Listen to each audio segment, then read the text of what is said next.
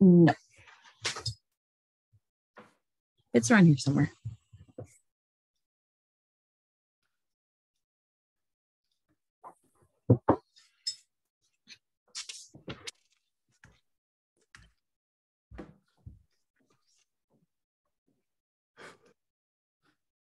Okay, looks like we have a quorum with the select board. So welcome everybody. This is a meeting of the Shutesbury Selectboard. Today is March 28th, 2023. And as usual, I am going to review the agenda, and then we will move along. Just one very minor change to the agenda is with the agreement of the other two select board members, I'm going to make an opening statement before public comment. So Eric and Melissa, if you could just nod if that's okay with you. Okay, great. So after I make a public statement, then we have public comment. After that, we will be reviewing minutes of February 28th, then discussing Concom wetlands bylaw / regulations and next steps. Then we have a joint meeting with the Board of Health to discuss the opioid settlement. After that, we have a joint meeting with the Finance Committee to talk about Franklin County retirement request increase. We have an appointment of a part-time police officer. Then we have the Building Committee, lots of committees tonight. The Building Committee is going to give a presentation on the town building inventory model, update on PFAS, and then at 6:25, assuming we make it, it's not later, we have a select board letter to the Department of Defense. And then at 6:30, we're going to be having a meeting. Well, we're going to continue the meeting, but have about an hour presentation and discussion on the public involvement plan for Lot 032. So lots to do this evening. But as I said, I'm going to start with an opening statement.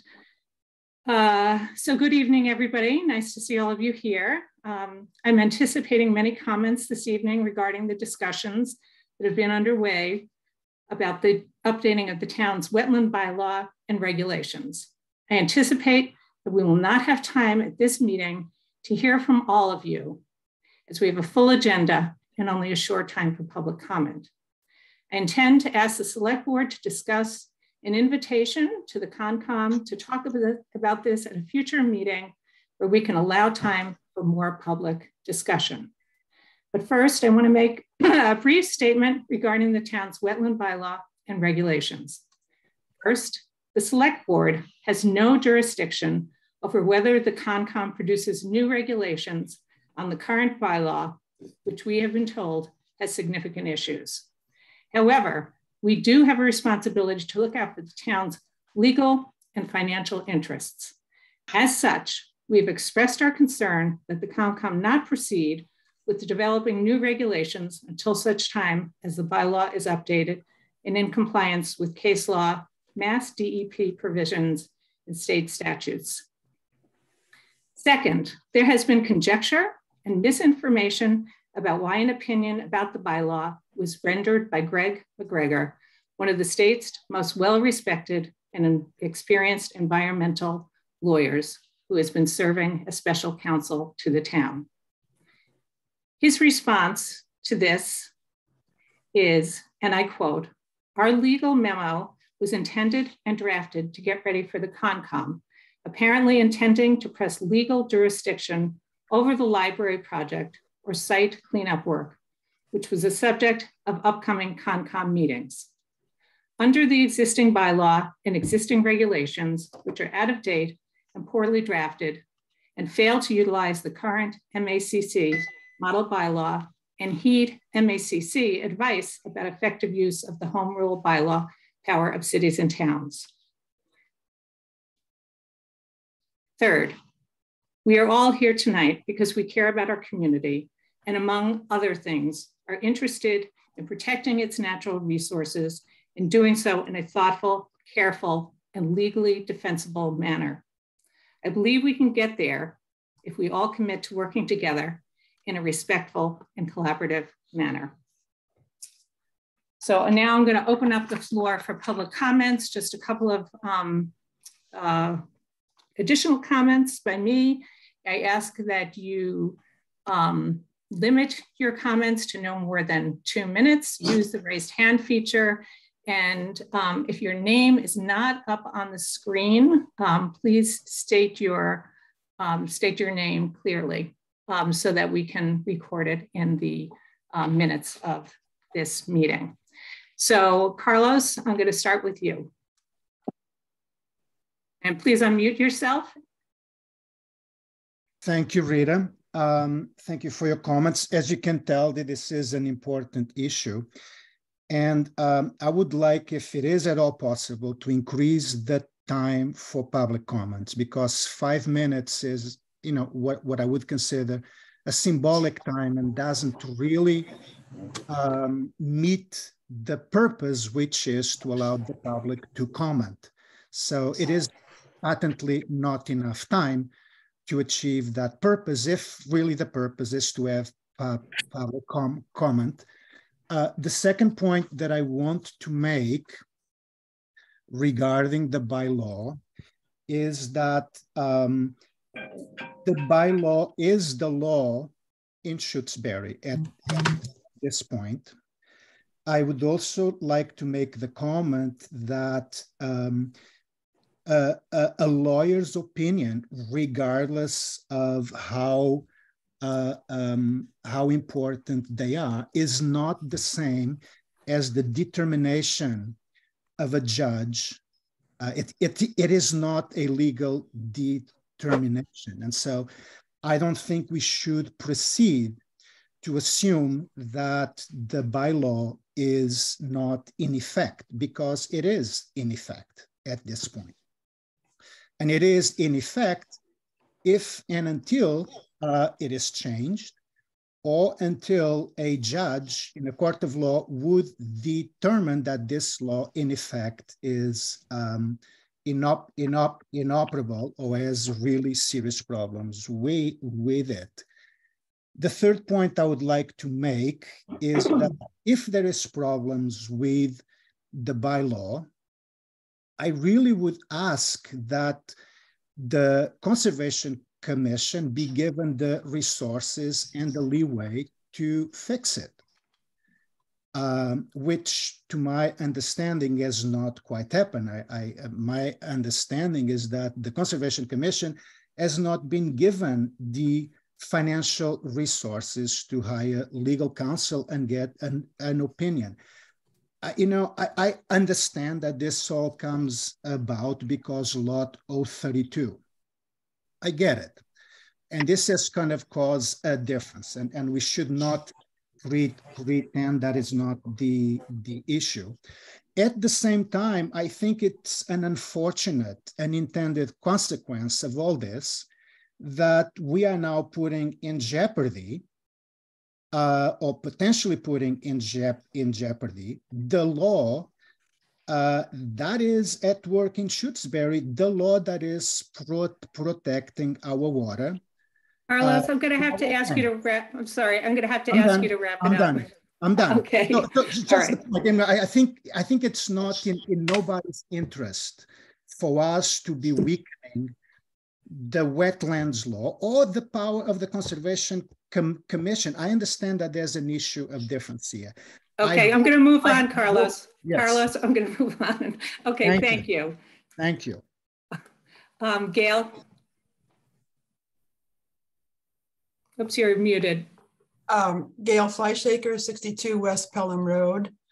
I'm concerned about what feels increasingly like a wrestling match between the Select Board and the Conservation Commission over the issues of the town wetlands bylaw and its regulations.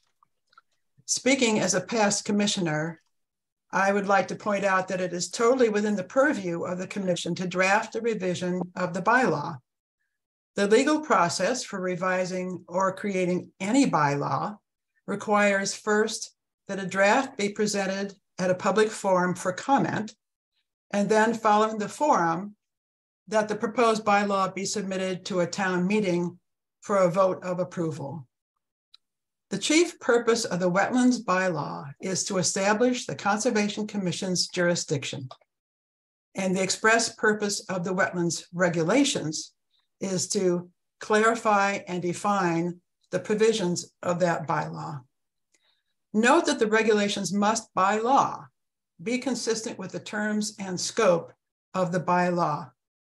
That is, the regulations follow from the bylaw. The regulations are informed by the bylaw, not the other way around. So I think a word of caution is warranted here. Namely, writing regulations to clarify terms in the bylaw does not mean to complicate or encumber terms in the bylaw. Likewise, to define terms that are used in the bylaw does not justify redefining terms as they are used in the bylaw.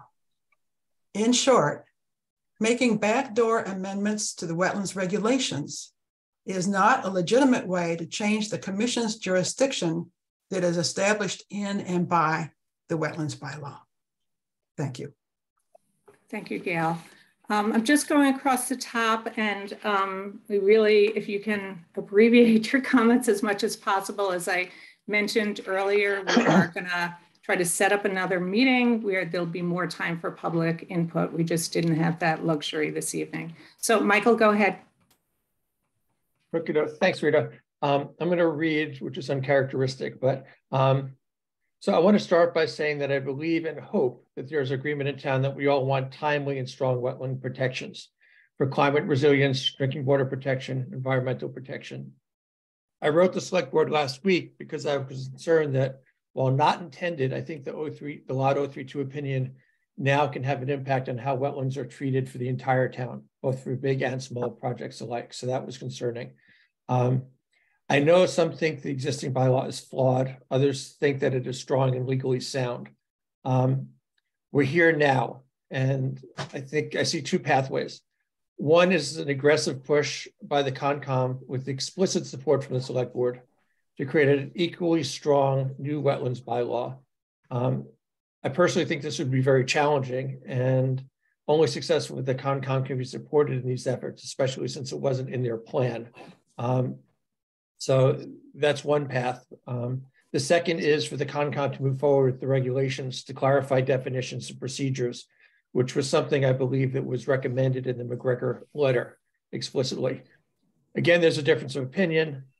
Those that see the current bylaw as flawed see it as building on a bad foundation. Those who recognize the bylaw as sound, albeit outdated, see regulations as a way to fulfill a need to clarify and provide equitable implementation and to address some of the shortcomings. In closing, I'd say if the Select Board can get behind a strong bylaw by June 13th, so something that's equally strong as what we have now, there's a chance for that option to happen. And I'd be willing to help if I can in some way, although I'm not an expert in this.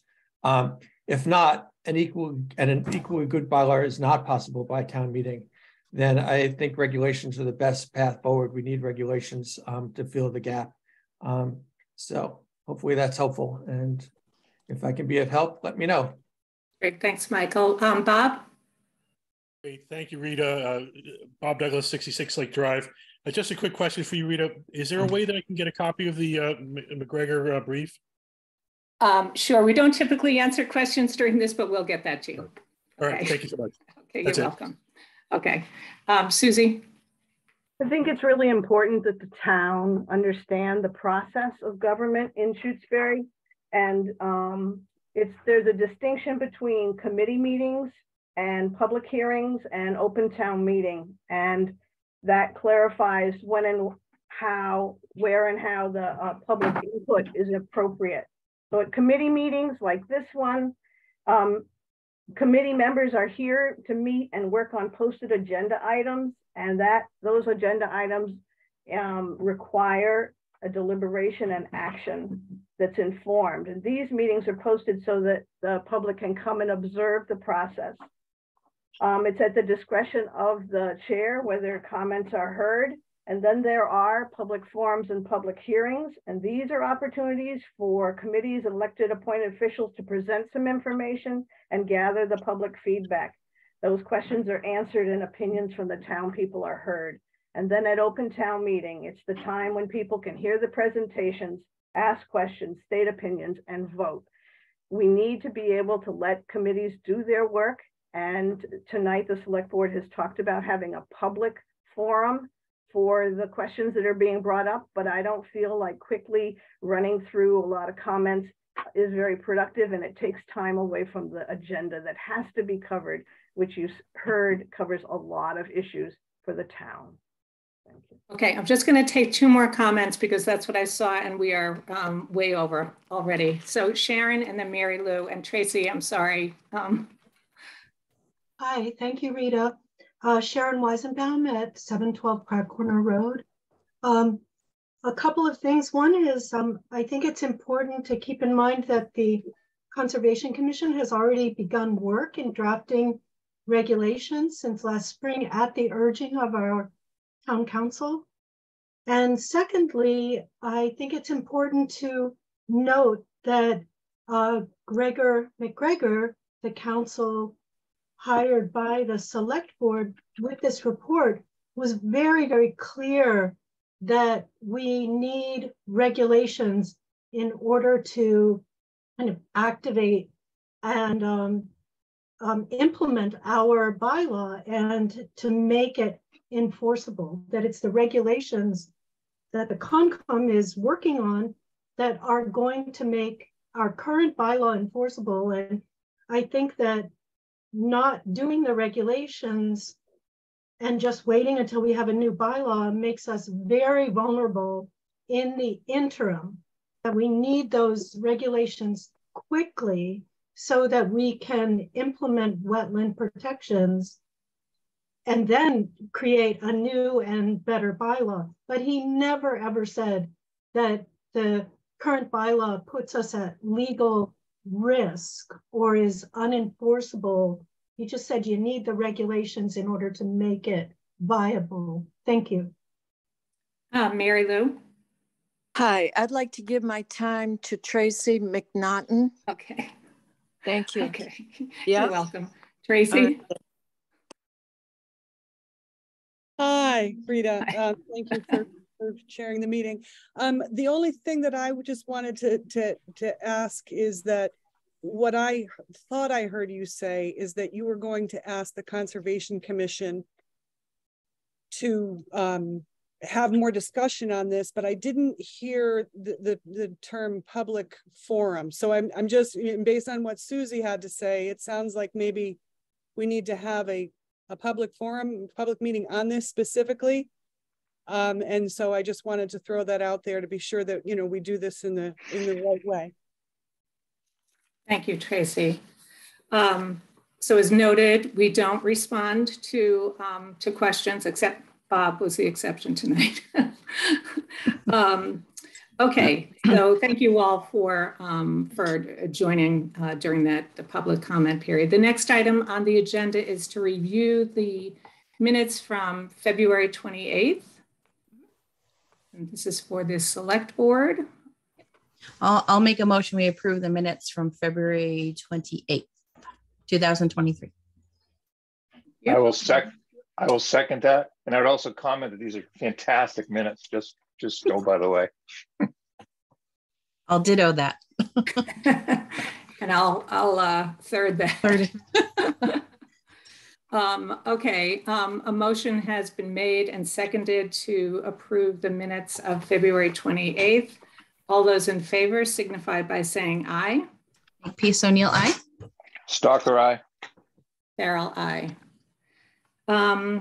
Okay, this will be really brief. We're not having a public discussion about the wetlands bylaw, but rather what I wanted to pose to the select board tonight was that we have a joint meeting with the Conservation Commission, and that it won't be, I think, Tracy, as you were pointing out, not so much a public forum as it's an open meeting, that we would set aside time to ensure that we have time for questions from the public. So, tonight, as I said, we have a really full agenda. We typically have a really short public comment period because we have a lot of business to conduct, but we can set aside longer periods of time.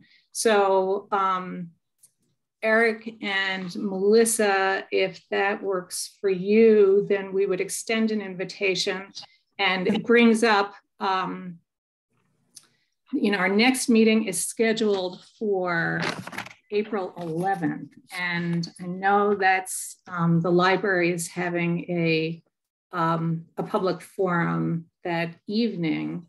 So we have one of two options. I'd still like to hold the meeting that night because my schedule, just doesn't allow for kind of switching days around that week. But if it was possible to start at 5 o'clock so we could be done by 6:45, to have time, before the library forum. And if it runs over a few minutes, we still have, the library forum is in person. That's correct. So, we'd really want to end no later than 6:50. Okay. But yeah. So Melissa, I know for work-wise, is a 5 o'clock meeting okay on the 11th? I can adjust. I was hoping you wouldn't say the 13th because that was out. So I can adjust my start time so I can leave a little early. So I think that's okay on the 11th. Okay. So if that works, then what we would do at that select board meeting is try to set aside a chunk of time so that we could have questions, have a discussion with the Conservation Commission, and still conduct the balance of the business that needs to be conducted that night. Is everybody? That sounds good. It works. Michael, do you have your hand up? Do you have a question? Okay. Yeah, really quickly, because it's relevant, do you know when the select board cutoff is for adding things to the warrant? Because if you actually proceeded with a new bylaw, I'm just curious in terms of setting the times for meetings, if you know that already? I don't, but Becky, can you tell us? I think Becky's frozen. I think she is. I think she just disappeared. We'll get you an answer either before the end of the meeting or right after the meeting. How's that? Okay. All right. So the next item on the agenda is to meet with the Board of Health to discuss the opioid settlements. And I believe we have 2 votes, but I'm going to double check with Kat Hilton here, or Garrett? Yeah, Garrett Simonson for the Board of Health. So there are 2 votes that we're recommending that the select board take, but in the interest of time, I'm just going to focus on one and we'll come back for the other because the other one is not time sensitive. Okay. If that's okay with you. Sure. Yeah. Okay. If you can just give us a little bit of background for people who are here about what we're talking about. Yes. So the state has announced a new round of opioid settlement funds, and communities in the Commonwealth are eligible to opt into these settlements. The settlements are against several pharmacies, and in order to receive the settlement funds, the town would have to opt in by April 18th. In total, the town would be looking to receive $135,646 from these settlements across 15 years. And the Board of Health voted unanimously to recommend that the Select Board opt into these agreements.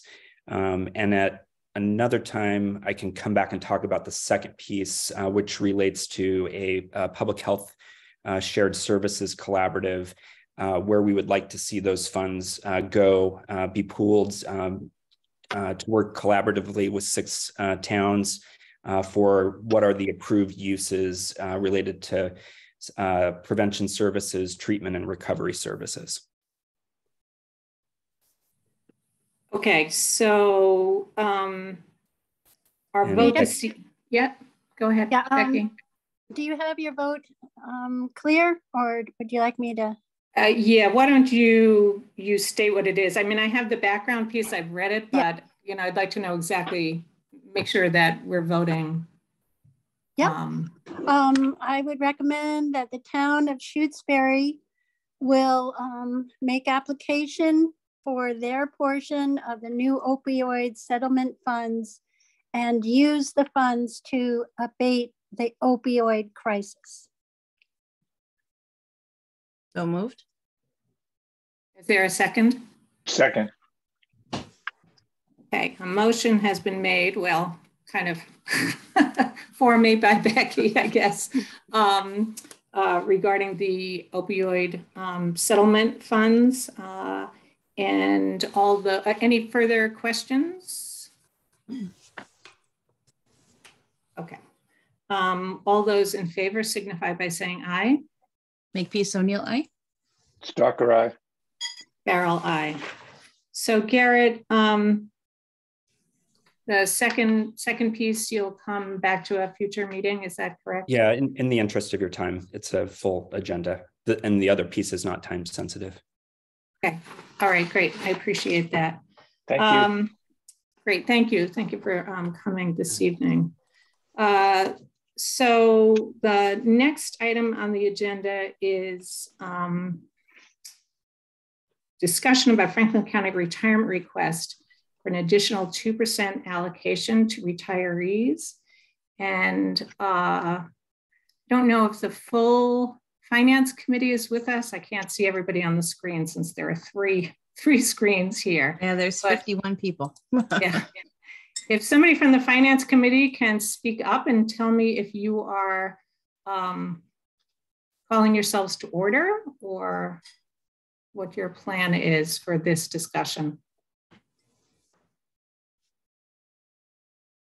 Is anybody from the finance committee out there? I am here, but I have to recuse myself because I am a Franklin County retiree. And in terms of other, I know that AJ could not be here tonight, and there's Bob. So Bob. And George is here. Bob and George. George, okay. Is there, Bob and George, is there anybody else that you see from the finance committee here present? I don't see anybody. I know Jim Hemingway said he was going to come by email, but I don't see him. Yeah, and I think Susie was coming too. But Susie is here, but she has to recuse herself. Oh, okay. So then is Jim Walton and Susie, you can recuse yourself from the actual discussion, but you can count yourself for calling a quorum. We have a quorum? You guys are 7, right? They need 4. Yeah, we're missing 1. We only have 3. Well, actually, no, there's 4 of us. Who else? Susie, there's 4. You? Is Jim Hemingway here? That's the question. I see someone with Jim, but there's no last name. Right. Yeah, I don't think he's here. Okay. Yeah, that would be him. If he was here, we would know it. He would have his full name. Right, yeah. Okay, so Bob, are you calling somebody? Okay. Call him too. Okay. He's not answering his phone. You want to run down the street and get him? It's quite a run for him. It's a pretty long run from my house. Yeah. Okay. Well, then you can't call the meeting to order, but and I assume you guys can't have any kind of vote then. Have you discussed this request from the Franklin County Retirement Board? No, we haven't. We hadn't heard about this until after our last meeting. So would it be appropriate for us to listen, hear what you're asking us, and then for us to make a decision at our next meeting, which is a week from tonight? There's no time. Becky? No, the vote will be taken by Franklin County before the next FinCom meeting. That's why we scheduled the one for tonight. Got it. Got it. Okay. Becky, why don't we start with what the request is, and then maybe is it okay for the individual finance committee members just to kind of give us their take? I mean, I would have much preferred for you to have a quorum here. Yes, and make a vote. So let me just give some background. The reason this is before us is the state legislature and governor, in response to unprecedented inflation this year, took a vote of the legislators, then supported by the governor, to allow regional retirement agencies to include an additional 2% above their regular COLAs, which this year is 3%. It's a rare occurrence that this vote is taken by the legislators. So the way it works locally is 2/3 of the select boards of the Franklin County Retirement Board have to support the additional 2% for it to move forward. So that's why we're here tonight, for the select board to deliberate whether they are in support of the additional 2% to be added to our retirees' benefit this year. So do we know what that 2%, well, is it 2% on top of what our retirement would have been, or yes, what we would have budgeted for? Yes, it'll be an additional cost.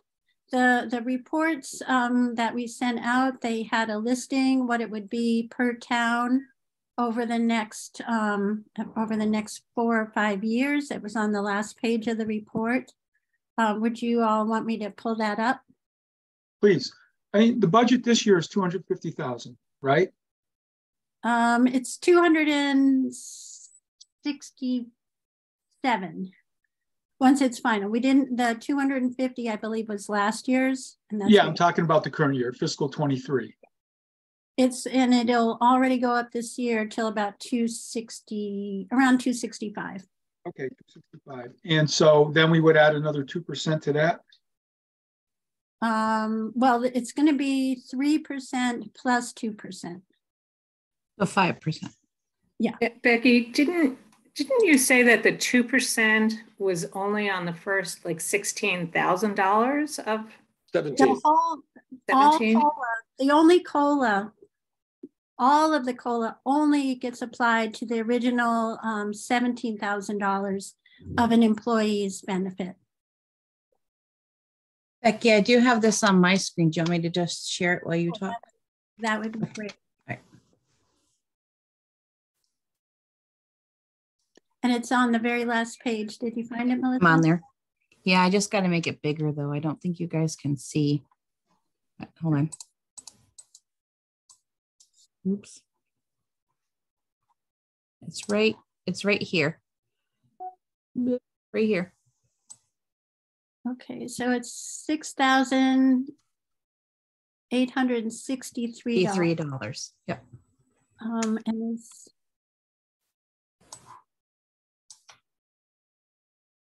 do you need me to move it at all? Yeah. Oh, that's good, Melissa.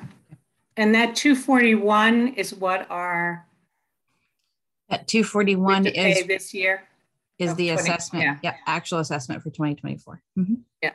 Well, that's less than what we budgeted for 2023. So we budgeted 250 for 2023. So I don't see why we would have a problem. Correct. I think, so that says FY24 right there. So that's what this is. Yep. Yeah. So they split out Irving, the Irving School Union, George. So that we always have to add in the Irving School Union on top of what they keep on track of. The Union 28. So that's the line that says New Salem. No, that's not it. It's not gonna. It'll show a total, but it's split between 4 towns. So you're not gonna reconcile it. Right, but I was just thinking if we could see that line and divide it by 4, we'd have a pretty good idea. We're like 27%, 26. No, that's not it. That's another. That's their okay, school. Sorry. School. I can scroll up. Is it on the next page under Union 28? Yes. Is there another page? This is the last page. Oh, that's the last page. Okay. Maybe it's the page before this one. Okay. Well, we can look. Nope. No. Nope. That's weird.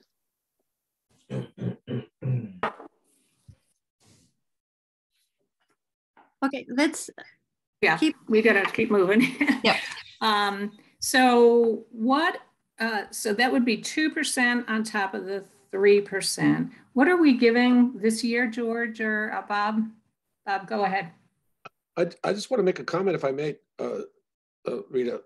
First of all, we didn't hear about this till after our meeting last week, so we didn't have a chance to discuss this at our finance committee meeting, which happened directly after your meeting. So I don't know why we didn't know, but in any case, it's kind of a complicated matter to weigh in on, and we didn't have an interactive email that was sent to us the next day. Excuse me, sorry about that telephone. But I think this is complicated. I'd like to have an opportunity to study it. The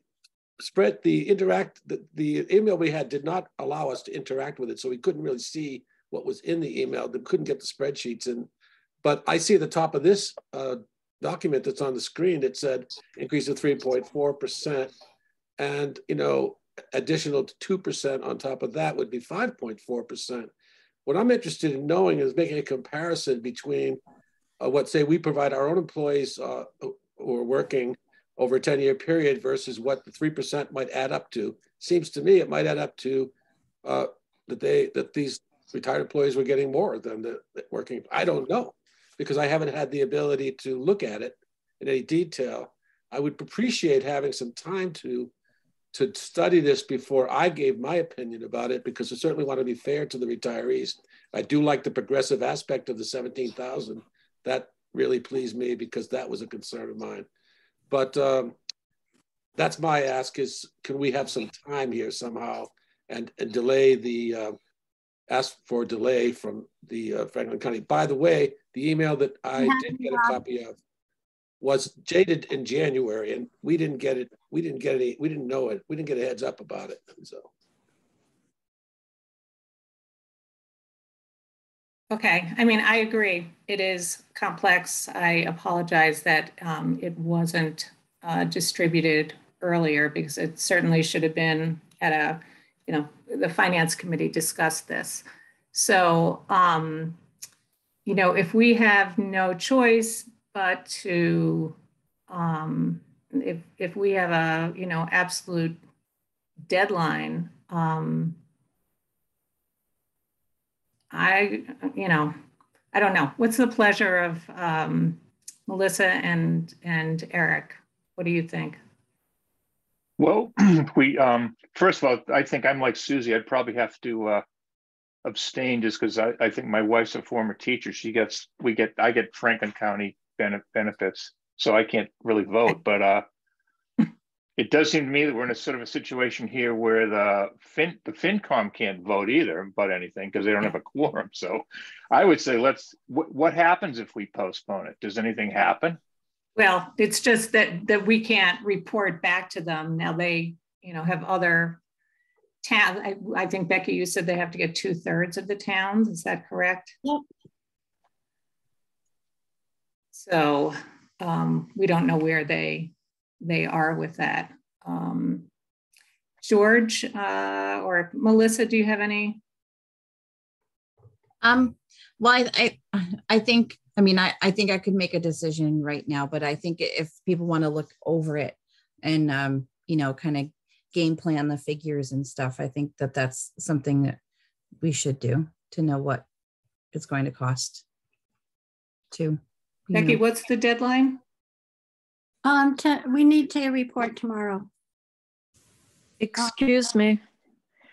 Mary Lou, I'm not entertaining Jim, any comments right now. No, Jim Hemingway is here. I see him. Okay, thank you. Thank you.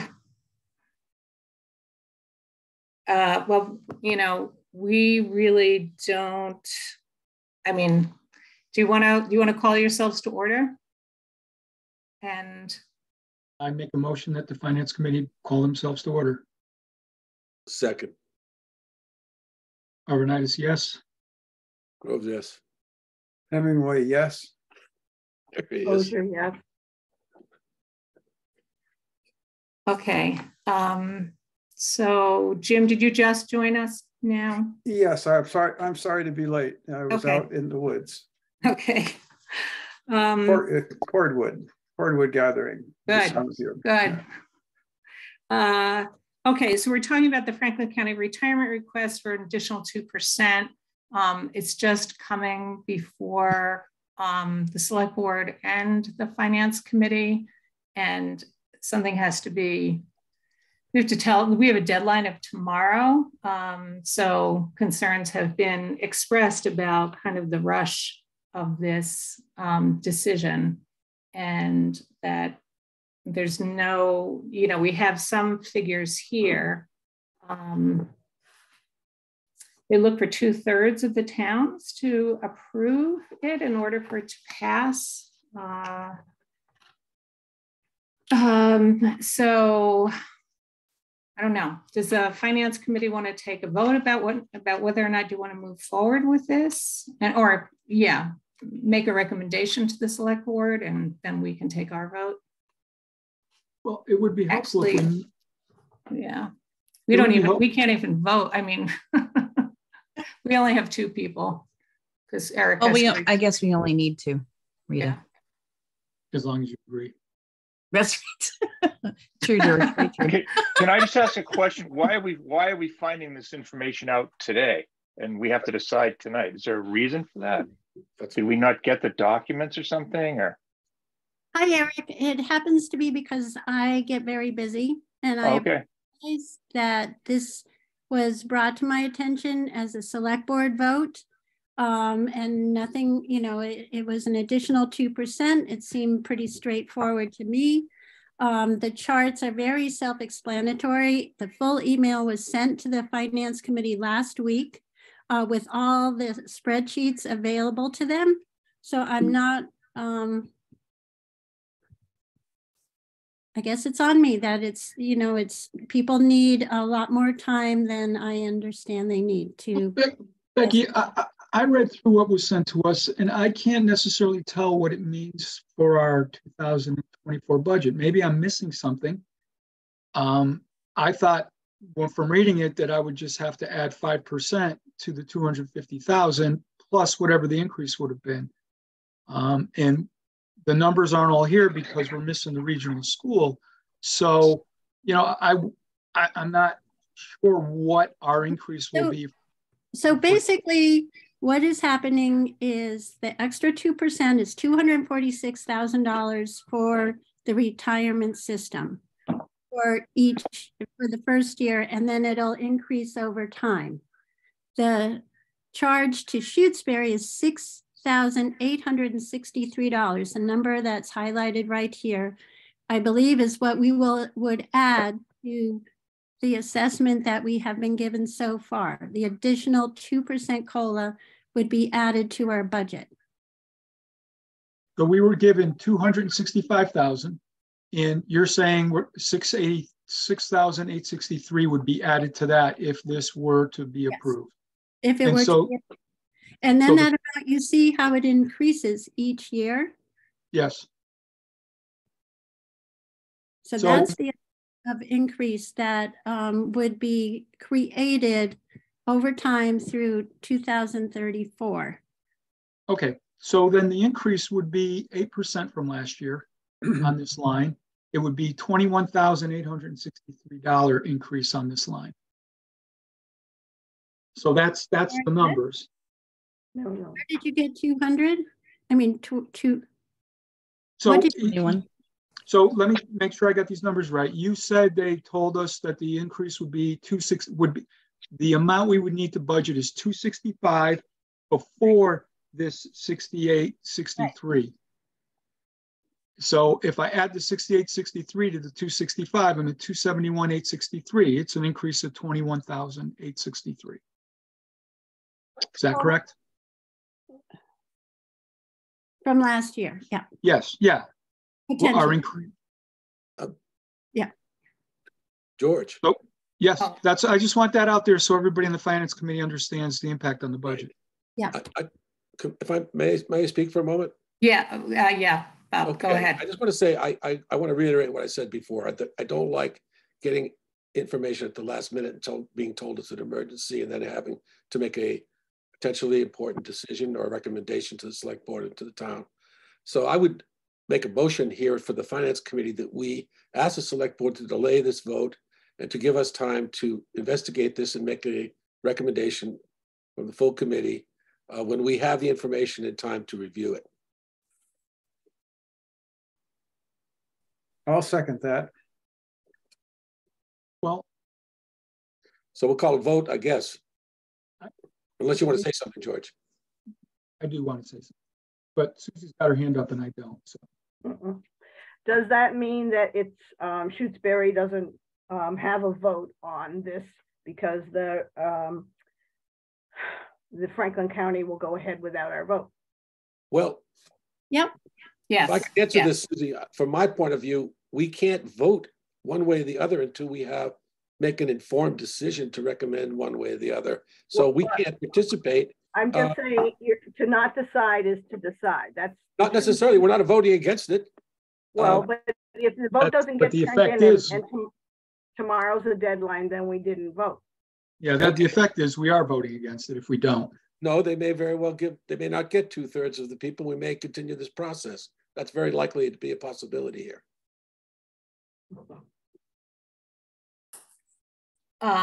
George, you have your hand up. Did you have another comment? Or? Yeah, so we have some information because we know what the impact on our budget is going to be next year. We know it's going to be 1,863. The question is, do we feel it's worth it to increase our budget that much for the benefit of the retirees in Franklin County and the retirees that work for our town? So the one piece. I'm sorry, George, I just want to make sure you're clear that the only thing being discussed is the 2%. The 6863. $838.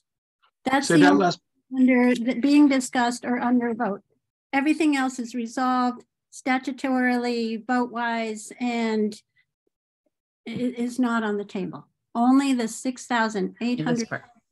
Yep, I do understand that. Yep. Okay. Yeah, it's a relatively small amount to our budget. It's 1/10 of 1%, and the benefit that accrues for our employees, especially during these inflationary times, it's certainly laudable. And I'm not recommending against it. I'm saying we should delay it. We can't delay it in an effectual way. Can the select board ask for more time? And if they say no, then make a recommendation? In other words, if they say, yeah, we'll give you a week, great. Give us a chance to meet as a committee with 7 members, look at the budget, talk about it. But if they say, no, you need to give us an answer today, I would say, give them 600 additional amount. We'll vote against my motion then, if that's the way you feel. The motion's on the floor. Well, just given the practicality of the situation that Susie pointed out, let's ask them to defer. If they say no, we need to make a decision today. I would support this. That's better than by default not giving the increase because we can't, because we want to get more information. I don't know what Robert's rules are here, but I think there's a motion on the floor to vote yes or no on. Let's vote on Bob's motion. Okay, Arvanitis. I'm going to let you guys run your own meeting if you, unless you want to. No, we're voting. We're voting. Okay. If there's no other comments, right? I vote no. Groves, yes. Hemingway, yes. That's it. Mosier, are you abstaining? Okay. So the Finance Committee, Bob, just reiterate your motion then. Okay. Okay.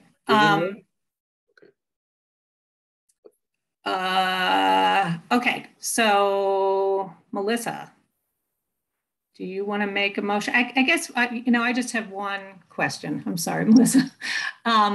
So what are town employees getting this year in terms of cost of living? 3%. 3%.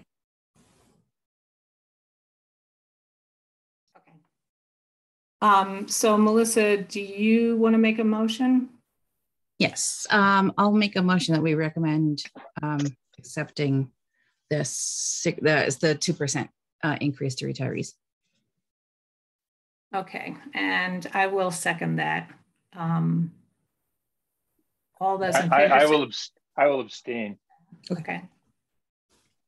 All those in favor signify by saying aye. Makepeace O'Neill, aye. Farrell, aye. So just, brief editorial note as stated, getting something this late without having select board input, finance committee input is not desirable. And so let's not let that happen again.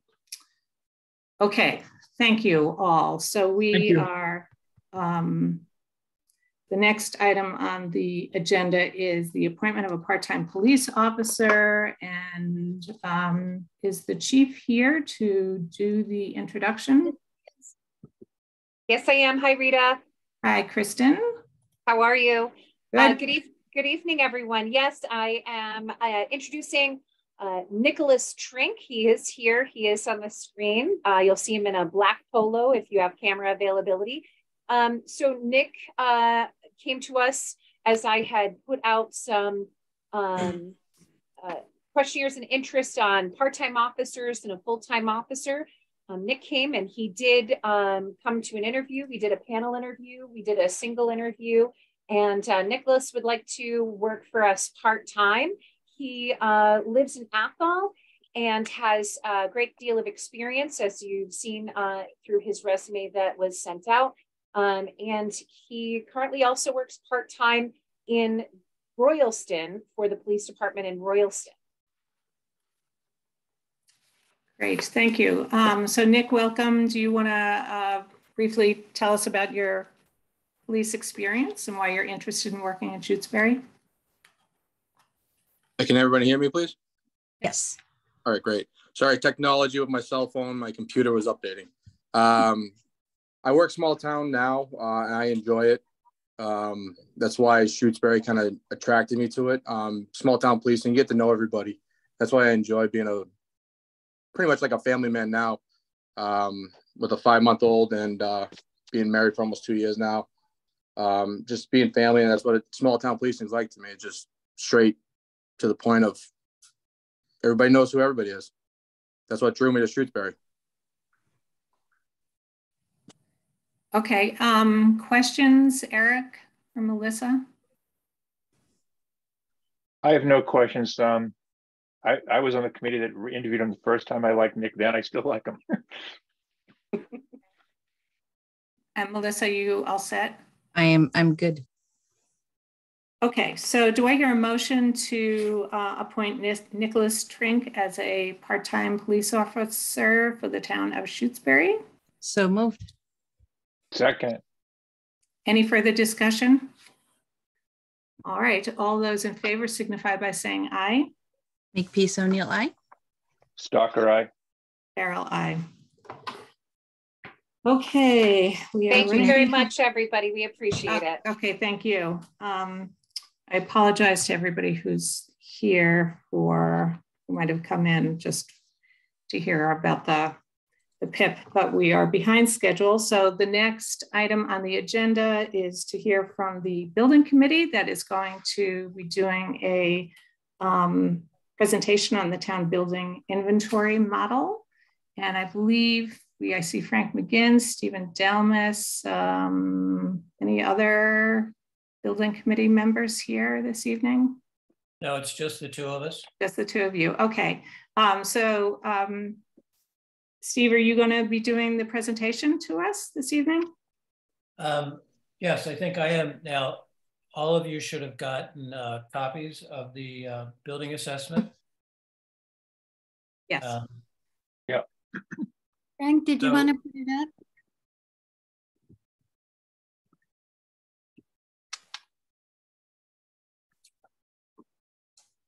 Can you put it up, Becky? Sorry, I just made you co-host. I can. I made you co-host. Hold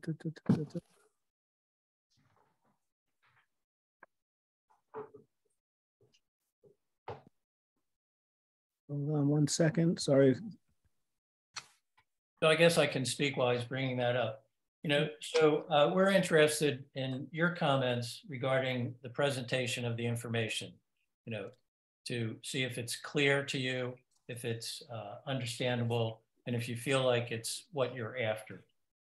We're also in the process of being able to incorporate photos as well. And these links aren't fully resolved yet, but we have a couple items that we have put links up, and hopefully we can demonstrate how you bring a photo up. Yeah. So we decided to go a couple colors to help the select committee make choices. You can see here priority high, and another one full further inspection required yellow. So it makes it real easy to read down to see what we decided that was most important. And then what we did was we added a hyperlink. So this specific thing talked about the front porch at the M.N. Spears Library needing work. You can read the comments to it. And if you want to see what we've taken a picture of, I don't know if that came through. Did that share? Yes. Yeah. And that's how that's basically how we're going to do it. If you get a PDF with a report on it, we're just going to have hyperlinks to the pictures to show you that, yes, this staircase needs work. And we think it needs work faster than other things. That's the skinny of it. Okay, so the building committee is going building by building, is that correct? Yes. And looking at the condition and then making the recommendations, and that's what your spreadsheet is? Yes. Yes. And how many buildings have you done? I didn't. Only the library at this point. We've been. Okay. We've looked at the school building. It was very difficult this winter to look at a lot of things, and we've also looked at the DPW, but we haven't done the reports on them. And we've just been working with the reporting format, and we're comfortable where we are right now to present to you guys this type of format. That's all we're asking for. It looks great to me. I did take a look at it. It's really thorough. I guess the only question I would have is whether or not, when do we get to the dollar figures? Is that anything that you feel like the committee can estimate, like a range, or is it just too difficult to kind of come up with? I personally think right now, like when we looked at we could have gotten a grant for a historical grant, correct me if I'm wrong, Becky, or some type of grant for the front stairs, but we were pigeonholed in such a short time. And that's what a lot of these things happen. As we look at stuff, it's just finding someone, one who can do it, one who can bid on it, then getting 3 bids. So the dollar figure is something that needs to be addressed after, I believe, after the select board says, okay, we've looked at 5 buildings and there's 4 things that are red, and these are the things we want to address, and go forward with that. That's the best way I think it should be looked at. Because it's rather than trying to guess what it might be. Rather guess what it is and have it come in up higher or lower. And then, the other thing is we don't know what's happening with the M.N. Spear Library after the new library is built. So how much money does the town want to invest in this building before? You know, as it is now, we do want to get a couple things, and we want to get a bathroom in there and get that up to date with water. And, you know, there's only, what, 6 of us on the committee with Becky. And we've been meeting twice a week, twice a month instead of once a month on this type of project. So that's great. You guys have made a lot of progress. Eric, do you have Melissa? This is very impressive to me. This report and so forth. I mean, it's great, and I understand the need to eventually sort of prioritize the whole town and come up with a dollar figure. But certainly in the meantime, this is a really good start. It seems to me. I mean, if you want feedback on the format, I like it. Okay, thank you. I agree. I agree with Eric. It's very nice. It's very easy to read. Very easy to grab a section if that's what you're looking at. And I do like the color as well. It is helpful. Yeah, it's very readable. And I know you guys spent a lot of time kind of going through this. So we appreciate your hard work. The next ones will be easier, right? Since you have now we have everything down. It just going forward and going to do all the buildings. And Stephen's got more time than some of us, and he's going to go around, and then we'll set as a committee look at what was done and go from there. And what do you think the next building will be? Town hall. That will be fun. Yep. Yeah. Right. They get bigger and bigger, right? Oh yeah. We'll save the library for last. I'm sorry, the elementary school for last. Last, yeah. The biggest last. Right. Well, I think you have our full support. That's really great forum, and we are most appreciative of your work. So keep it up. Thank you. Thank you. Right. Okay. Next item on the agenda is PFAS update. Becky. Okay, so this past week, we received the list, the new houses, the extension list for our PFAS head count. We unfortunately, instead of being additional 3 homes, it's an additional 10 homes, 9 along Pelham Hill Road and 1 on Leverett Road. We are starting to schedule water testing appointments for next week for this group. So we hope to get results back before the end of April on these new tests. And we will add them to the overall map, find out if there is any PFAS reading in our new extended area. That's the most critical thing, is addressing any new problems that we come across.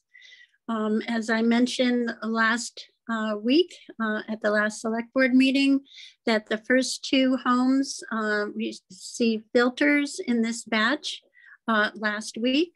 And this week the installer is working on scheduling 6 more through the week and 2 on Saturday. So if any of you are in this group of people, we thank you for your cooperation, and we will continue to reach out and get the work done on all the poets that need to be, the filters that need to be installed, and report to you weekly. Last week, I was able to get up the major DEP reports on the website. I've begun a fact sheet and a question and answer sheet that will be going up in the next week or so onto the page that is linked to the news, in the news section on the homepage of the town website.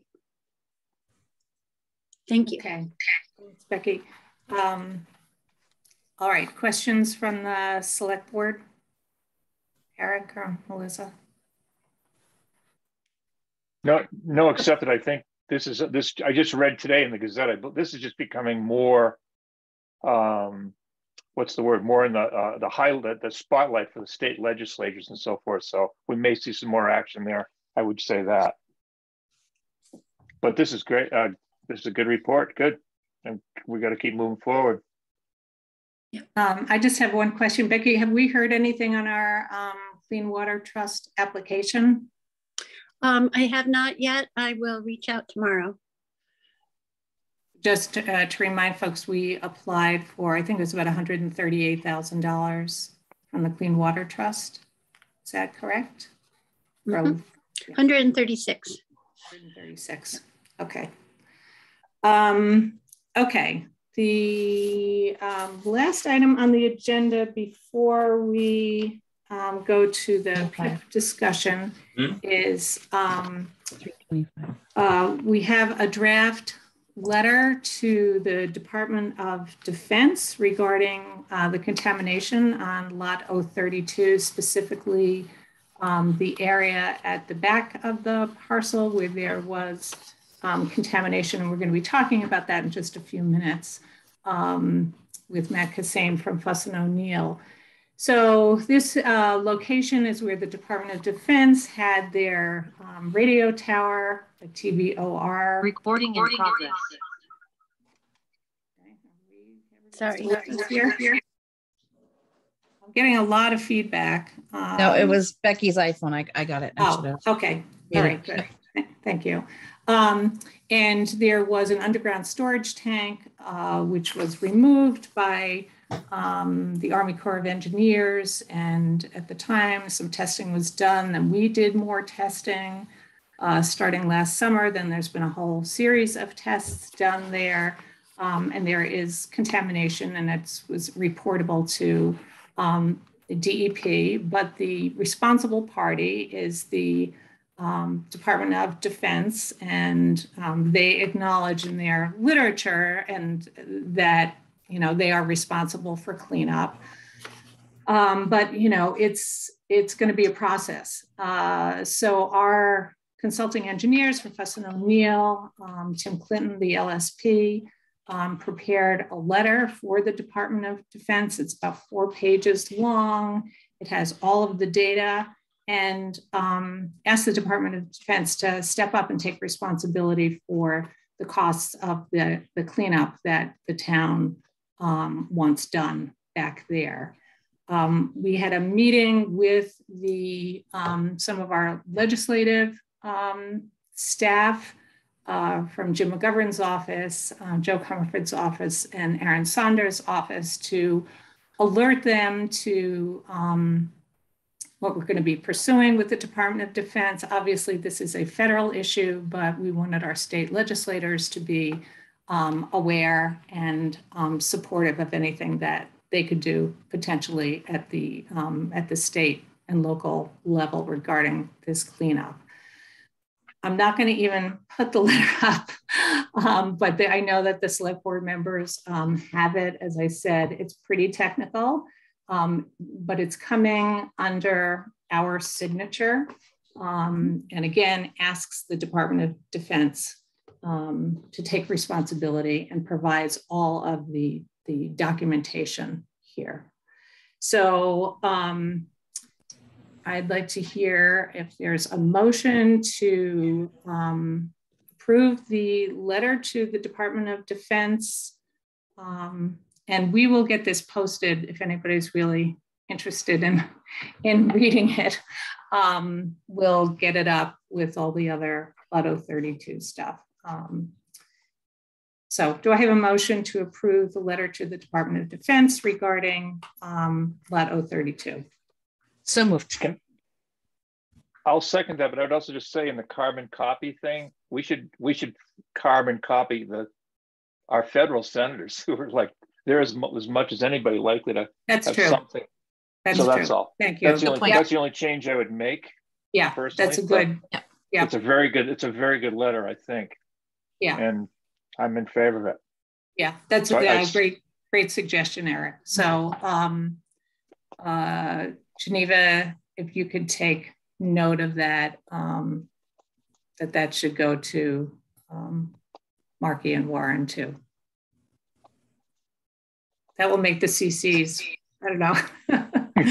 Right. 15 got everybody. Everybody's going to get it. Everybody. So, that's all right. So I have a motion made and seconded. Do we have a vote? I did second it. Yeah. Okay. I know we didn't vote. Okay. All those in favor signify by saying aye. Makepeace O'Neill, aye. Stalker, aye. Farrell, aye. So I will be in to sign that in the morning. Okay. Finally, and thank you everybody for your patience in getting to this. So the last item on the agenda is to talk about the public involvement plan, also known as the PIP. And I'm just gonna give a very brief overview, and I would ask Becky, if you could put up the calendar. And then I'm just going to make a few comments. And then I'm going to hand it over to Matt Cassane from Fussin O'Neill, who is going to go through some things. And then we're going to have questions. Becky, do you have the calendar there?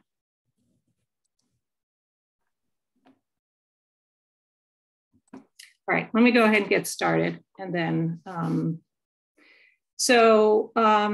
again, this is what we're talking about tonight is the Lot 032.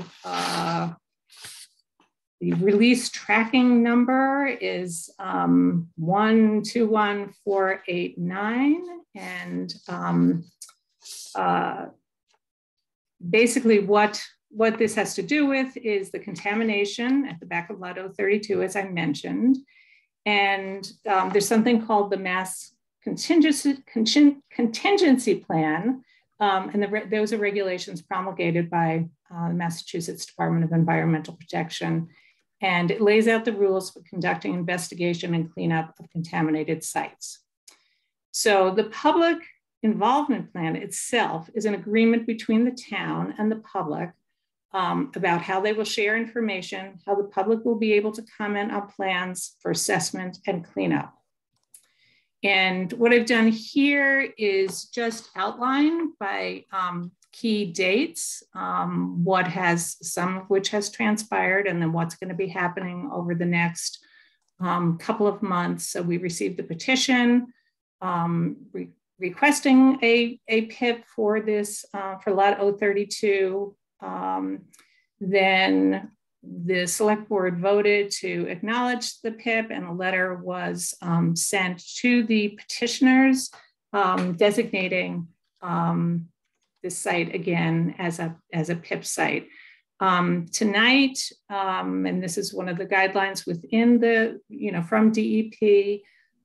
So while developing the PIP, the town contacts the petitioners and appropriate local officials to identify the community's concerns, explain the MCP process, and to identify at which points reports will be made available for comment. April 12th is when we expect to have the draft PIP completed, and it will be presented in a public meeting. And also there will be at that time an update on site conditions and plans. And that is I believe it's a public hearing. Marianne, you can correct me if I'm wrong. It's a posted, advertised meeting that's set now for April 12th. According to the guidelines, and we will look for comments to be submitted back to the town on that draft PIP. And then by May 30th, we'll have a final plan completed and made available to the public. And what happens thereafter is that plan, which kind of lays out all the things that are going to be done. The plan is implemented throughout the cleanup process. So this evening, the format is we are going to record your questions. We're not responding to questions that will come later when the PIP, but in the process of putting this public involvement plan together, we just want to hear what kinds of things that the petitioners and other town residents are interested in hearing about. So I am now going to turn this over to Matt Cassane from Fuss and O'Neill.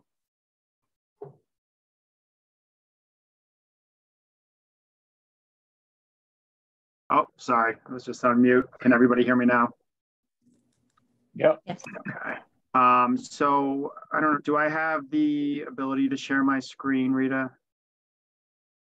Becky, can you make Matt a co-host?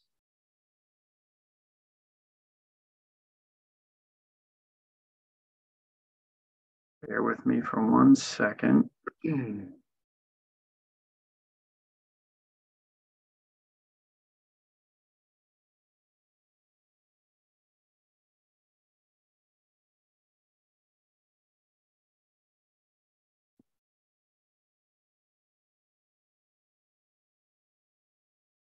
Still not seeing the, let's see, who can share?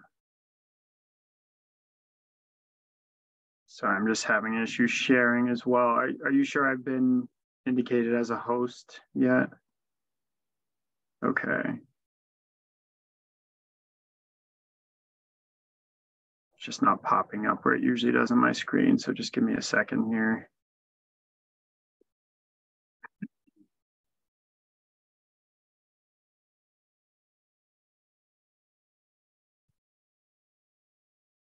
While Matt's getting that together, I would just ask for anybody that wants to speak tonight after Matt gives his presentation, ask questions, that you use the raised hand feature. And if you would please identify yourself by name, because it's a little hard if we have a screen up and seeing everybody, and we need it for the, to have it for the minutes. So.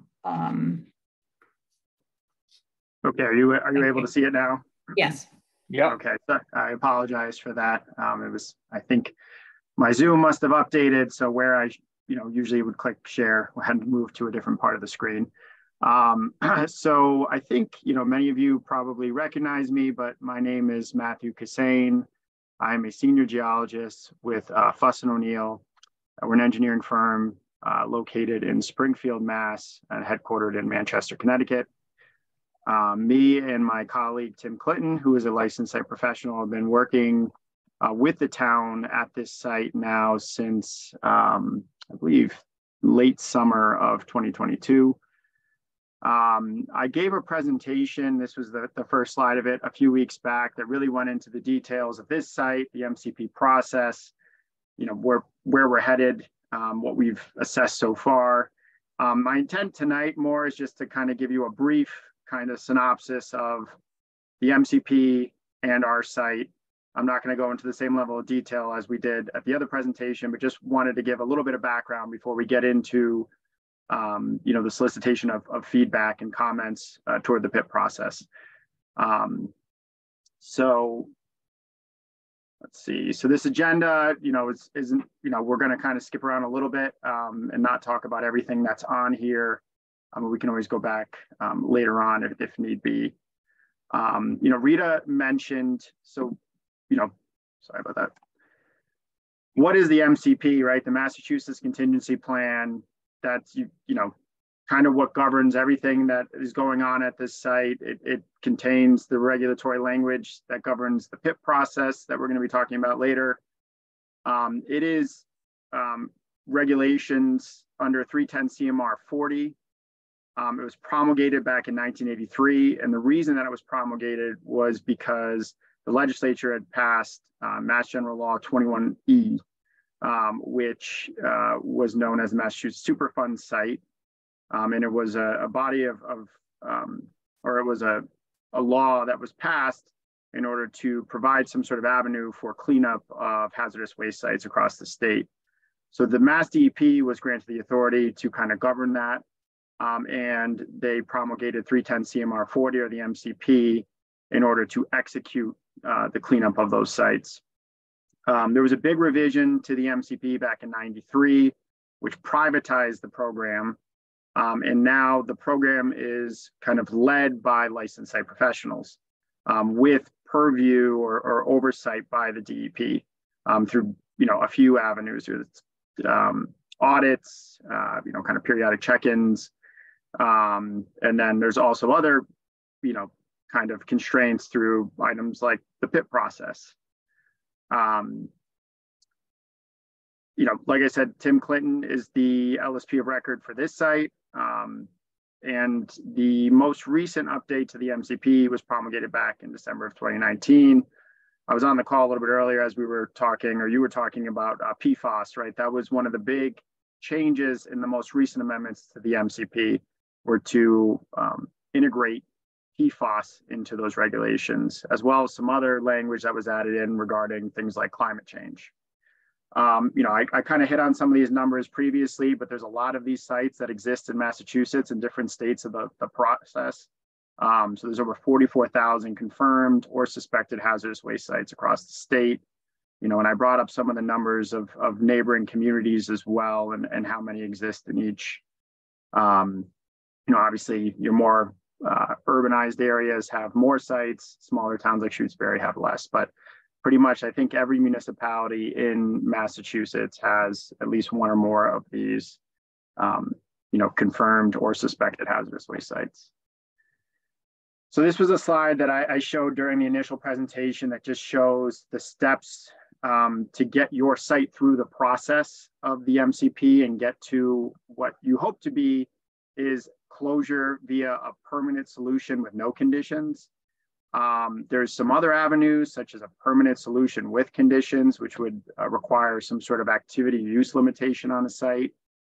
For a site like what we have out at 66 Leverett, our target and goal obviously is a permanent solution with no conditions, and based off of the data and the release and what we know, that is the likely outcome.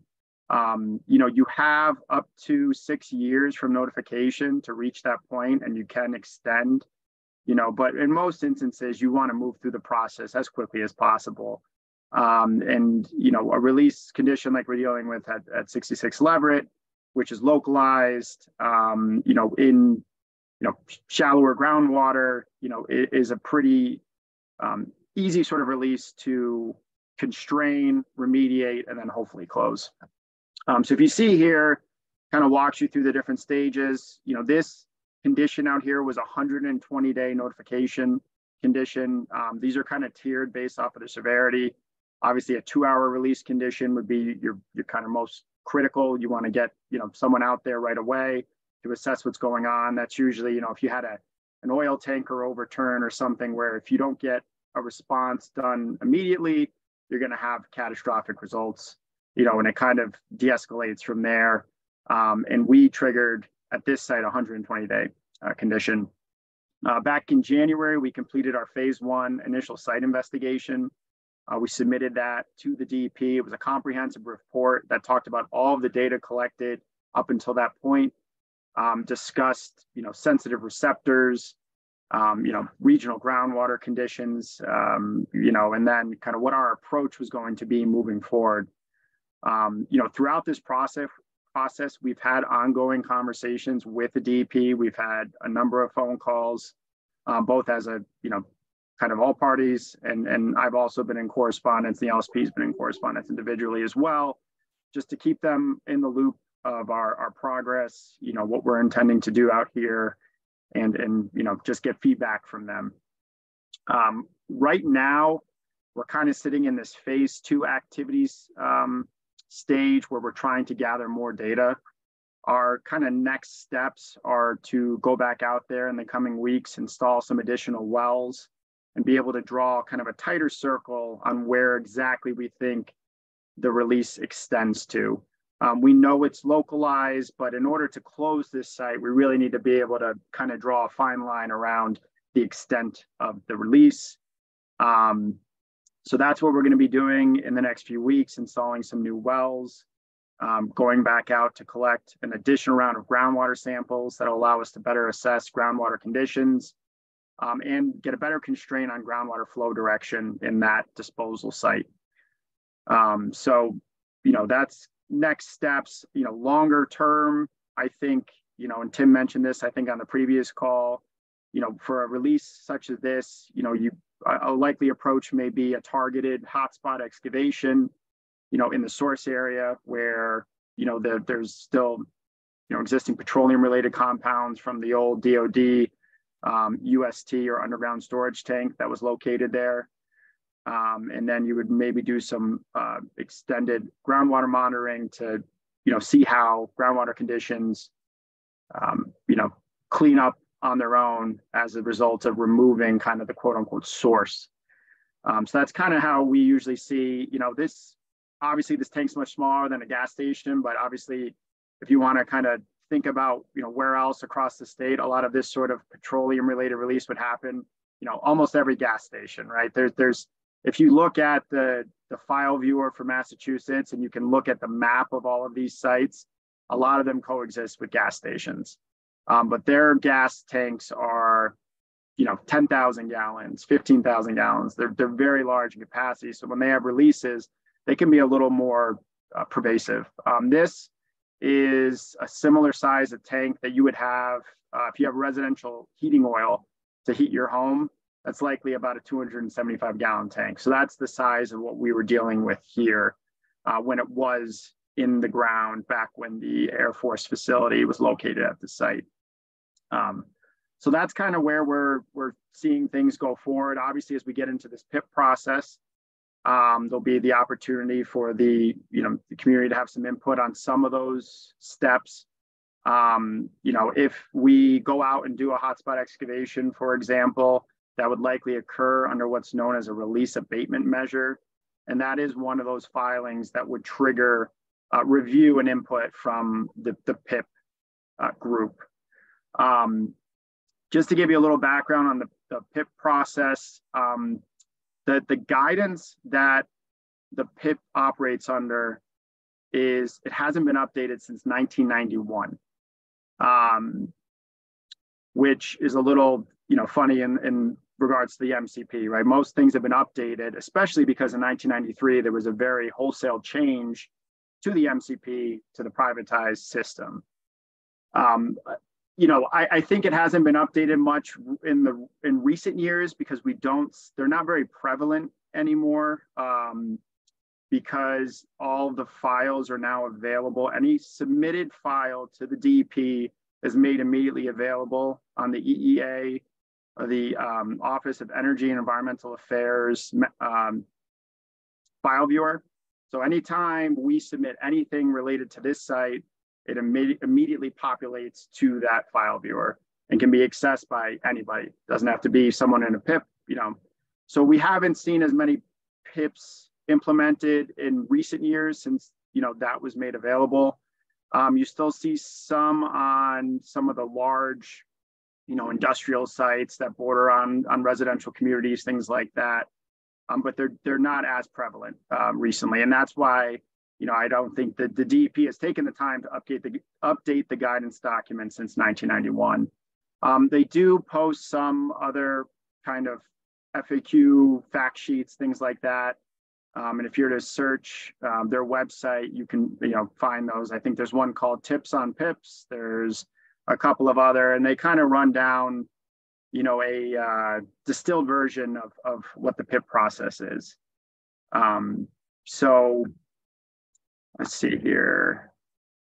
I can just give a quick, I guess I did a little bit of cart before the horse, but, I think most people are aware of kind of what went on in the site, what the initial cause of this release was. But back in between 57 and 67, the Air Force leased the land on the southern end of this property. You can see there's an old aerial image from 1962 here, large clearing. That kind of bright spot in the middle was the old TVOR facility, which is a very high frequency omni range,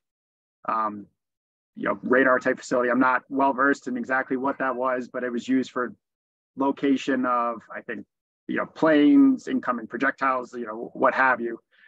In 1992, the DoD installed, or the Installation Restoration Program recommended that they go back out there and remove that gasoline underground storage tank. It was removed. And following that, they went back out and removed about 100 tons of petroleum impacted soils. I hit on it a little bit during the initial presentation, but back in 1994, the analytical methods that they were using weren't as robust as the ones that we have today. And the reporting limits that you could get down to were not as low. So I think, at the time, they probably thought that they had reached the extent of the impacted soils, but obviously, as we're seeing now, there were impacted soils left in place. Petroleum can degrade naturally over time, but it does take, tens of years if it's, concentrated enough. So based off of what we're seeing from our analytical data, it's a very clear gasoline signature. It's the only known site use in that portion of the site historically. The hotspot that we've determined is exactly, where you see kind of this facility on this aerial image. So we have, multiple lines of evidence, and that note that Rita was talking about really kind of lays out, these reasons for why we're saying, this is clearly just leftover contamination from this gasoline underground storage tank related to the DoD facility. Like I said, so that's kind of a quick, brief assessment of the MCP, our site, kind of the PIP process. I apologize if I kind of glossed over anything. I didn't want to take too much time with this portion of it, because I know that the important critical part tonight is really soliciting that input. And I'm sure the PIP process is going to afford the opportunity to ask questions, but if you have additional questions, you can reach out to, any of the folks at the library, and, they can pass them along to us. Great, thank you, Matt. So what I'd like to do now is open up the floor for questions. And as I mentioned earlier, if you could just identify yourself. Can we take the slideshow down? I don't think we need it. Great. And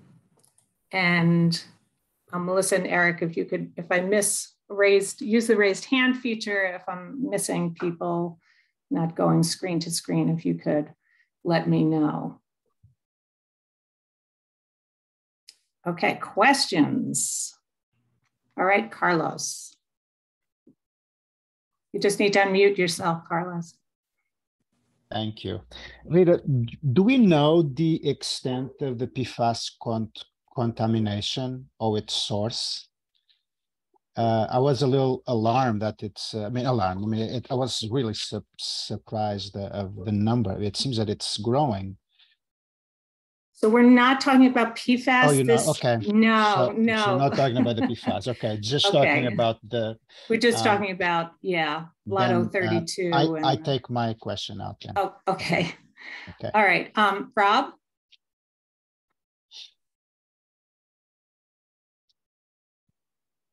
Thank you. Just please say your name. Yes, Rob Kibler, Shutesbury. Thank you. The size of the tank is irrelevant, except it predicts how much could possibly be spilled. Is there any information on how much gasoline actually entered into the soil? Because I've been involved in hazardous waste sites, and the hazardous waste that enters the environment can be significantly more than what was stored there. Let's assume that you had a tank that was leaking 25 gallons every 3 months and they kept topping it off. After a few years, you've exceeded the storage volume.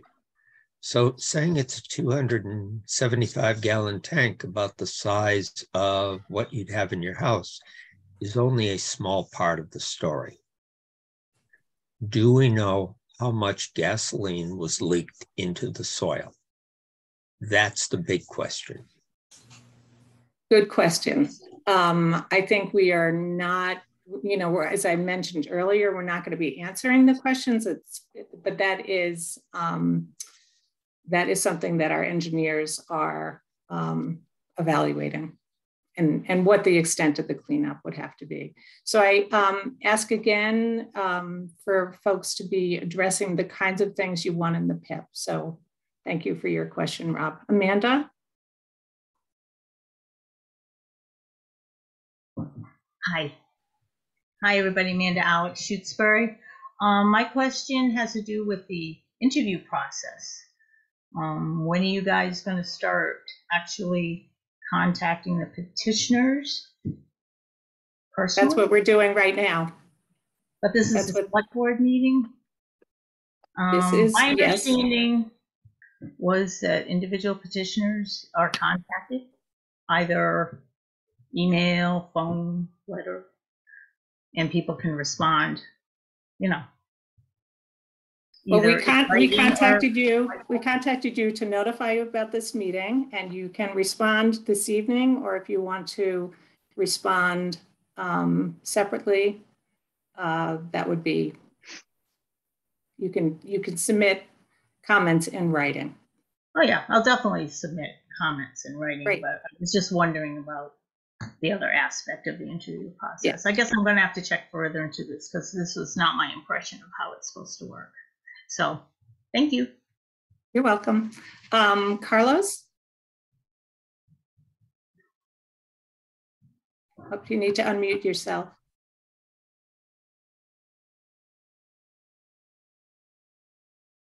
I forgot to put my take your hand hand down. Okay. All right. Thank you. Mary Lou? Hi, Mary Lou Kanka, and I live in Shutesbury. I'm not quite, I'm a little bit uncertain exactly what's supposed to be happening this evening. I have two things to say about Mr. Matt's presentation. When he, I tune in really hard to listen to how people are speaking. And when he used the phrase PIP group, he sounded very, it was very negative. And then he went further to talk about how it is to give people the impression it is outdated. He went into some detail about 1991. So I have that to say as a comment. And then my question, which I know you're not answering this evening, is that I was at the select board meeting when the ARPA funds were distributed to the library director for continuous drilling. I believe it was up to 5. And my question was, did it go through, excuse me, did it go through the Conservation Commission to receive their okay? Alrighty, so thank you. I'm going to answer that. It doesn't have direct connection to the PIP, but the Conservation Commission does not have jurisdiction over the expenditure of ARPA funds. The select board does, and we are the ones that have engaged Fuss and O'Neill, but we have to work with the Conservation Commission on any work we're doing on wetlands on the site, and we are doing that. Mary Ann? Yeah. I just wanted to say that if people want to submit comments or their concerns outside of tonight's meeting, that they can send their comments or concerns to pip@shutesbury.org, PIP@shutesbury.org. Okay. Thanks. I meant to mention that earlier. So we have a dedicated email address set up for any comments, questions, anything that folks want to submit regarding this Lotto 32. Rob, let me just make sure there's nobody else who has their hand raised before I call on you again. Don't see anything. Okay, thank you. Rob, go ahead. Yeah, kudos to the almost 50 people who are here at the meeting tonight. It's great to see a large number of townsfolk involved, but in talking with some of my neighbors, I've discovered an appalling lack of knowledge of what's going on around the library in 032. And I think the select board needs to reach out beyond those people who have already petitioned to become involved with it and let all town residents know that this is an option. Thank you. Thanks, Rob. Mary Ann, go ahead. So a town email announcement was sent out letting people know that this actually, so Becky sent out a town email announcement about the PIP process, and then a town email announcement went out notifying the town about this meeting tonight. You know, it was a townwide announcement, not just the people on the PIP list, not just the petitioners. And the same will happen for the April 12th public hearing. Yes. Okay, Paul Lyons.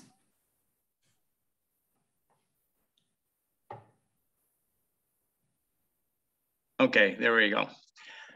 So I do have a question about the PIP process itself, because I'm a little unclear on whether the DEP guidelines actually call for or allow for the formation of a citizen oversight group. And if so, what is the actual function of that group versus just, you know, the general public input opportunities that are afforded along the way? That's a good question. Who would like to answer that? I guess I could take a stab at it. You know, as Matt pointed out, it's a little vague, and you can go to the DEP website and they have tips for PIPs, as was mentioned. You know, what we've done here is followed the kind of, you know, there's no like statutory stuff. It's just sort of guidelines for the process. And so, you know, tonight is about, while developing the PIP, the town contacts the petitioners and appropriate local officials to identify community concerns, explain the MCP process, and to identify at which point reports will be available for comment. And that's what we have. So this, you know, it's kind of, there was a group of petitioners, but we are choosing not to just focus on the petitioners, but to include the petitioners as well as the, you know, townspeople. And that's why we put this out as a town announce. So it's really about, the PIP at this point is about making sure that we have a system for sharing information with the petitioners and with the townspeople. Matt, I'm going to go ahead and call on you. Yeah, just to add on a little bit, Rita, you know, the question of how it differs just from the normal public involvement. The DEP always promotes public involvement in the process of any of these sites. The PIP kind of just puts it into black and white, you know, how that public input is going to operate. It, you know, provides for some mandatory review periods for the PIP petitioners. And it gives them the ability to solicit input on that. The PRP, or the primary responsible party, to take that input and, you know, take it into account as they move forward and kind of respond to it. It doesn't change the fact that it's an LSP driven process, and the LSP will drive the site through the process with, you know, input from the PIP being considered, though, in that decision-making process. So it's just a formalized version of kind of what already exists through the public involvement avenues in the MCP. Just really kind of puts it out in black and white how that's going to operate for a specific site. Paul, did you have a follow-up question to that? Oh, I did. Okay. I guess maybe I didn't formulate my question very well, but my question really was, and I guess it's not so much a citizen, but we've read about I think remediation oversight group. And I thought I had previously read on the DEP website that there is such a thing as a remediation oversight group as part of the PIP process, but I haven't been able to find that more recently. So maybe it's a question from Matt too. Is there such a thing as a formal remediation oversight group as part of this process? And if so, what is the role of that official group? No, as far as I'm aware, the PIP is the only avenue for which a group of concerned citizens can form any sort of involvement with direct involvement with the movement of a site through the MCP. There's no other remediation oversight group or anything like that. Obviously concerned citizens can get together and make their input heard either through the DEP or directly through the LSP or the responsible party. But the only kind of regulatory statute that allows for like an officially recognized group to have that sort of input is the PIP process. Okay. Jane?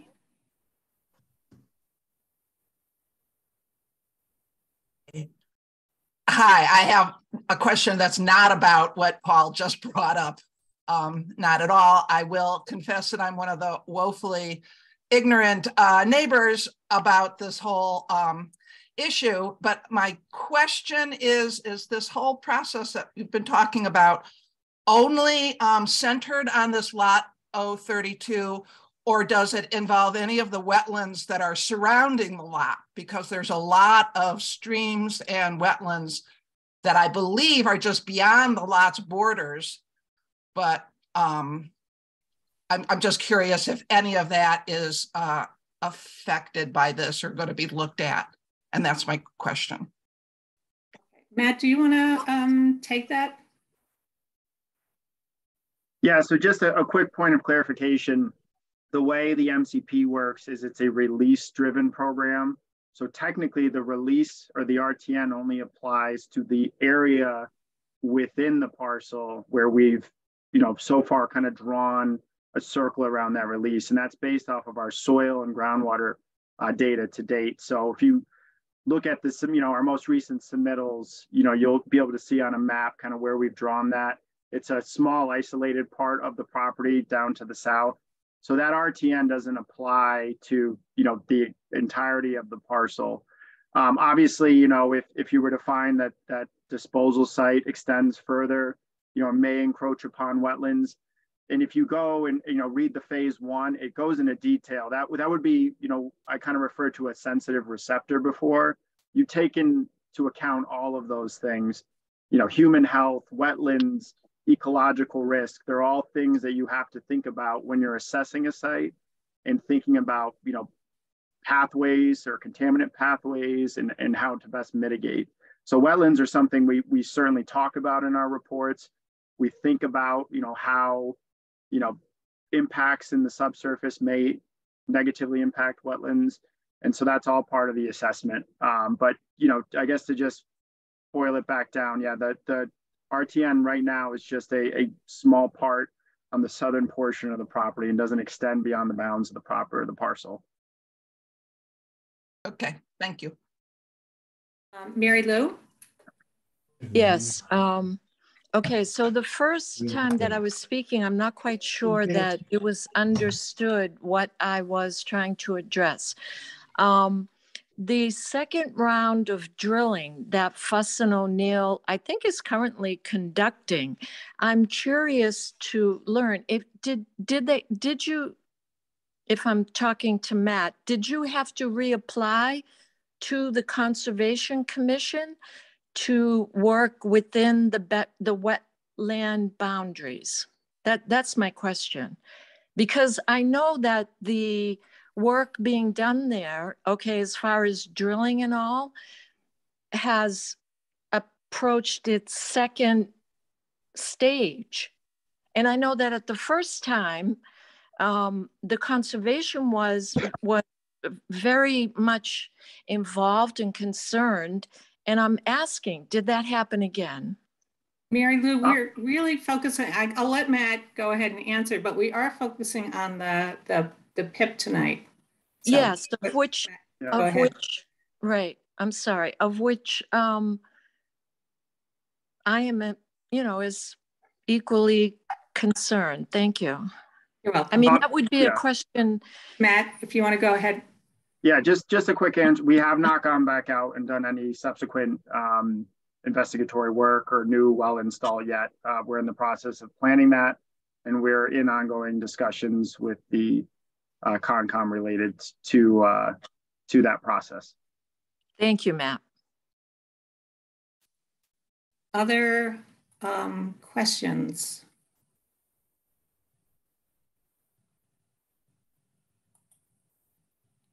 Okay. So I have a question for the petitioners about just future communications, and that you've communicated with us via email. We want to understand how you want us to communicate with you. We will have the PIP information up on the website. Is email sufficient for communication? If I could hear from, Amanda, I don't know if you want to represent everybody, or we're trying not to, we're trying to make this as efficient and timely as possible. I don't see a problem with email, no. All right. Okay. Any other questions? All right. So we'll conclude this part of the meeting, and just as a reminder, Marianne, I'm sorry. Marianne. Yep, I see that now. Yeah. So I just wanted to say that so in the PIP, the tips on PIPs, it says that in this process, people could submit their questions and their concerns. So, maybe you could say any other questions or concerns that people want to share with us. That's, I want to make sure. You want me to say that? Well, I just want to make sure I'm saying it. I want to make sure that people are sharing their concerns, because this is their opportunity to get those concerns addressed in the plan. Okay. And once the plan is drafted, then we're going to have a public meeting, and we'll have a public comment period after that. So it's not anybody's, we don't have the plan. It's in the process of being drafted, but there are other opportunities. This is not the one and only opportunity. And, if you have comments that you didn't feel comfortable stating publicly this evening, we strongly encourage you to go ahead and submit those in writing to that pip@shutesbury.org. And again, on April 12th, we will have the draft PIP. We will have a public meeting where people will have the opportunity, and then have a comment period after that. So the questions can be asked. We'll just do the presentation of the PIP that night. And then there's at least a 20-day period for comments on the PIP to come back from the public and the petitioners. So you'll be hearing from us, and we hope we'll be seeing you on April 12th too. John? I was hoping to see a DEP official here tonight. I'm a little disappointed to see yet again we're having a meeting and a discussion here about this RTN site, which in my understanding is fairly limited in size and scope. So it would seem to me that it shouldn't be any problem at all for a DEP official to inform us exactly what the responsibilities and parameters of what this PIP group is going to do. Right now, my understanding is we're going to provide a plan to the town and let people talk about it. And that plan is going to include some form of remediation. That's to answer Paul's concerns. I wouldn't be splitting hairs over whether or not this PIP group is updated since the 90s or not, or whether there's very many PIP groups or not. My concern is that we not get caught up in the process and just get some real information out there instead of people guessing. I've heard over and over again, especially from neighbors of Rob's and others that are downstream of this site, that they're not being included in the discussions. And that's what this really is, right? The PIP group is just an opportunity for the public to participate. That's all. Thank you. And we have invited people, and they are more than welcome to come. And if there are people who feel that they haven't been, invite them, ask them to look at the town website. We have select board meetings where we give updates. So there's been lots of information out there about this process. So I'd encourage you, if your neighbors are in the dark about this, tell them to get in touch with us. And we have lots of stuff up on the town website, including the presentations that Matt Cassane has given previously, which describes, and we have information, and we will, whatever we don't have up about the PIP, we will, as soon as we have a PIP. Okay, so I'm going to check in with the select board now. Eric, Melissa, anything else and Becky, anything else we didn't address this evening? I don't think so. All set. Okay, so do I hear a motion to adjourn? And first of all, I want to thank everybody for coming tonight. And again, I hope you'll be back on April 12th. Do I hear a motion to adjourn? I'll make a motion, we adjourn. Second. Okay, all those in favor signify by saying aye. Makepeace O'Neill, aye. Stalker, aye. Carol, aye. Good night, everybody. Thanks for coming. Aye. Thank you, Good job, everybody. Good job. Thanks, Christine.